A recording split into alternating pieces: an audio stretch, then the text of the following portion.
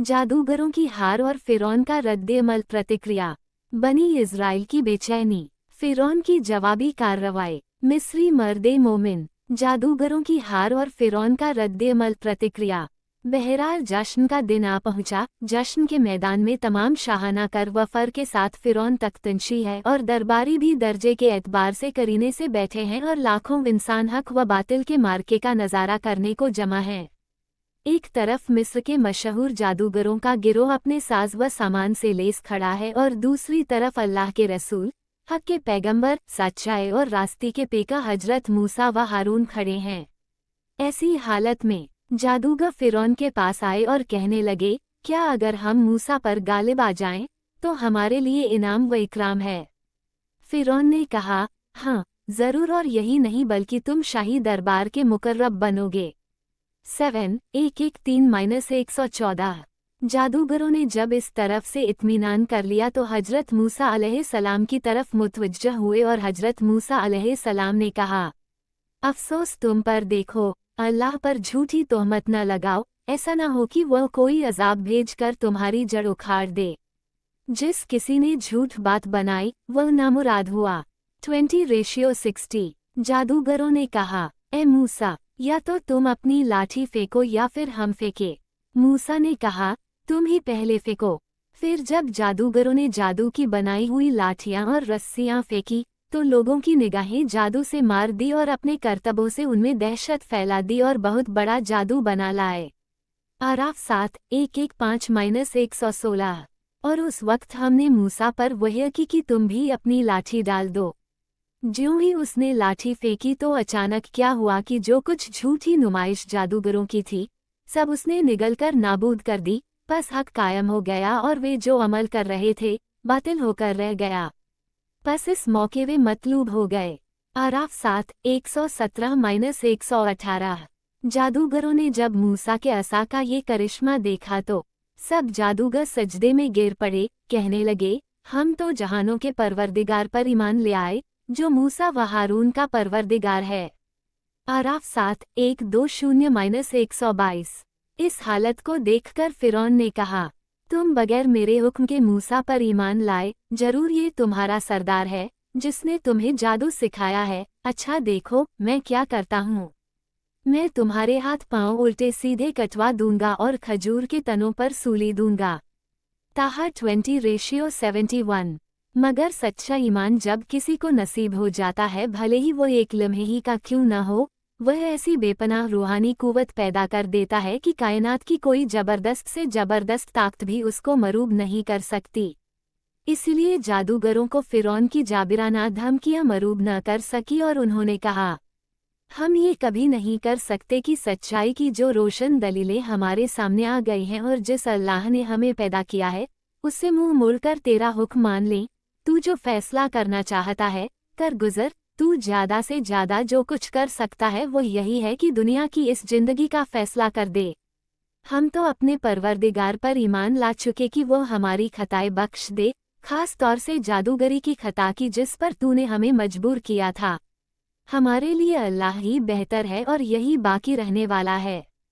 ताहा 20:7-73। गर्ज हक व बातिल की इस कश्मकश में फिरौन और उसके दरबारियों को जबरदस्त हार का मुंह देखना पड़ा और वे खुलेआम जलील व रुस्वा हुए और हजरत मूसा अलैहिस्सलाम पर अल्लाह का वायदा पूरा हुआ और कामयाबी का सेहरा उन्हीं के सर रहा और जादूगरों के अलावा एक छोटी सी जमात इजरायली नौजवानों में से भी मुसलमान हो गई। फिर मूसा पर कोई ईमान नहीं लाया मगर सिर्फ एक गिरोह जो उसकी कौम के नौजवानों का गिरोह था, वह भी फिरौन और उसके सरदारों से डरता हुआ कि कहीं किसी मुसीबत में न डाल दे। यूनुस 10:83। हजरत मूसा की इस महदूद कामयाबी से मुतासिर होकर फिरौन की कौम में से एक जमात ने फिरौन से कहा, क्या तू मूसा और उसकी कौम को यूं ही छोड़ देगा कि वो ज़मीन मिस्र में फसाद करते फिरें और तुझको और तेरे देवताओं को ठुकरा दें?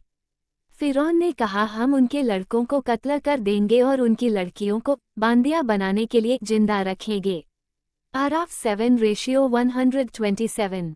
ये फिरौन का दूसरा ऐलान था जो बनी इज़राइल के बच्चों के कत्ल से मुताल्लिक किया गया।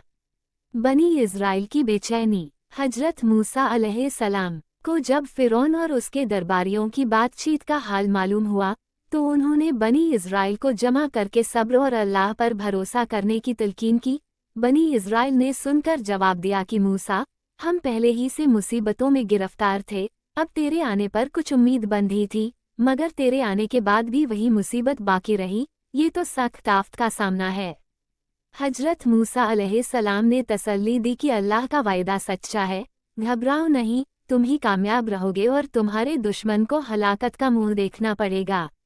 जमीन का मालिक फिरौन या उसकी कौम नहीं है, बल्कि रब्बुल आलमीन है जो मुख्तार मुतलक है। बस वह अपने बंदों में से जिसको चाहे उसका मालिक बना दे और अंजामेकार यह इनाम मुतकरियों ही का हिस्सा है।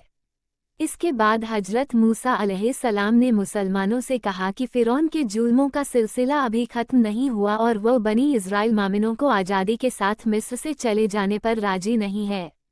और फिर अल्लाह ताला की बारगाह में दुआ की, ए अल्लाह, फिरौनियों को जो तूने दौलत व सरवत अता फरमाई है उस पर शुक्र करने के बजाय वे तेरे बंदों पर जबर और जुल्म व सितम करने पर आमादा हो गए हैं और हक के तेरे रास्ते को न ये खुद कबूल करते हैं और न किसी को कबूल करने देते हैं, बल्कि जबर व तशद्दुद से काम लेकर उनके आड़े आते हैं।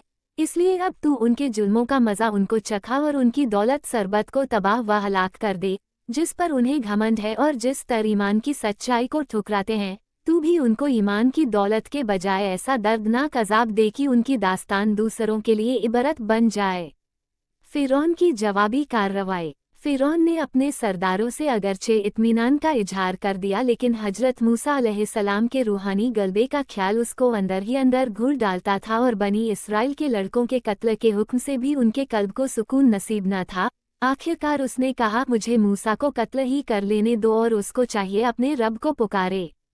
40:26। हजरत मूसा को जब यह मालूम हुआ तो उन्होंने कहा, मैं अपने और तुम्हारे रब की पनाह चाहता हूँ, हर उस घमंडी से जो हिसाब के दिन पर ईमान नहीं लाता। 40:27। मिस्री मर्दे मोमिन। फिरौन और उसके सरदार जब उस बातचीत में लगे हुए थे तो उस मजलिस में एक मिस्री मर्दे मोमिन भी था जिसने अभी तक अपने इस्लाम को छिपा रखा था। उसने जब ये सुना तो अपनी कौम के उन लोगों के मुकाबले में हजरत मूसा अलैहिस्सलाम की ओर से बचाव करने की कोशिश शुरू की और उनको समझाया कि तुम एक ऐसे आदमी को कत्ल करने चले हो जो सच्ची बात कहता है कि मेरा परवरदिगार अल्लाह है और जो तुम्हारे सामने अपनी सच्चाई पर बेहतरीन दलील और निशानियां लाया है। मान लीजिए अगर वह झूठा है तो उसके झूठ से तुमको कुछ नुकसान नहीं पहुंच रहा है, और वह सच्चा है तो फिर उसकी उन धमकियों से डरो जो वह तुमको अल्लाह की ओर से सुनाता है। फिरौन ने मर्दे मोमिन की बात काटते हुए कहा कि मैं तुमको वही मशवरा दे रहा हूँ जिसको अपने ख्याल में दुरुस्त समझता हूँ और तुम्हारी भलाई की बात कह रहा हूँ। मर्दे मोमिन ने आखिरी नसीहत के तौर पर कहा, ए मेरी कौम, मुझे ये डर है कि हमारा हाल कहीं उन पिछली कौमों जैसा न हो जाए जो नूह, आद और समूद की कौमों के नाम से मशहूर हैं या उनके बाद कौमें आई। अल्लाह अपने बंदों पर कभी जुल्म नहीं करता, बल्कि उन कौमों की हलाकत खुद अपने इसी किस्म के आमाल की बदौलत पेश आई थी जो आज तुम मूसा के खिलाफ सोच रहे हो। तो तुम आज दुनिया में बड़े होने की सोच में पड़े हो और मैं तुम्हारे लिए उस दिन से डर रहा हूँ जब क़यामत का दिन होगा और सब एक दूसरे को पुकारेंगे, मगर उस वक्त तुम्हें कोई अल्लाह के अजाब से बचाने वाला न होगा। ए कौम के सरदारों, तुम्हारा हाल तो यह है कि इस सरजमीन में जब हजरत यूसुफ अलैहिस्सलाम ने अल्लाह का पैगाम सुनाया था तब भी तुम यानी तुम्हारे बाप दादा इसी शक और तशद्दुद में पड़े रहे और इन पर ईमान न लाए, और जब इनकी वफात हो गई तो कहने लगे कि अब अल्लाह अपना कोई रसूल न भेजेगा। अब यही मामला तुम मूसा अलैहिस्सलाम के साथ कर रहे हो। खुदा के लिए समझो और सीधी राह अपनाओ। जब फिरौन और उसके सरदारों ने उस मर्दे मोमिन की ये बातें सुनी तो उनका रुख मूसा अलैहिस्सलाम से हटकर उसकी तरफ हो गया और फिरौनियों ने चाहा कि पहले उसकी ही खबर ले और उसको कत्ल कर दें, मगर अल्लाह ताला ने इस नापाक इरादे में उनको कामयाब न होने दिया। To be continued. इंशाअल्लाह अगले पार्ट 5 में हम देखेंगे मिस्रियों पर अल्लाह का कहर और फिरौन का पानी में गर्क होना।